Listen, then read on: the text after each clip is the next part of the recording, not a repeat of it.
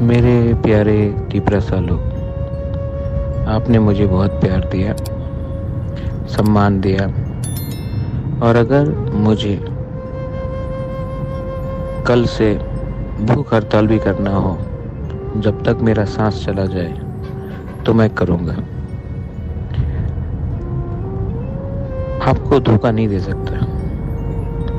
और जितना भी बीमार हो, मुझे कोई परवाह नहीं। फास्ट अनटू डेथ कर लूँगा, लेकिन गवर्नमेंट ऑफ इंडिया को हमारा बात मानना पड़ेगा, हमसे बात करना पड़ेगा। मैं वेट कर रहा हूँ, और अगर कल तक नहीं हुआ तो आपका बुबागरा फास्ट अनटू डेथ कर लेगा, लेकिन अपने तीपरा को कुछ देगा। ये मैं आपको मैसेज देना चाहता हूँ।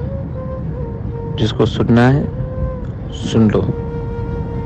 मैं आप लोगों को बहुत प्यार करता हूँ, और मेरे ऊपर बहुत प्रेशर है, लेकिन आपको कुछ देना है।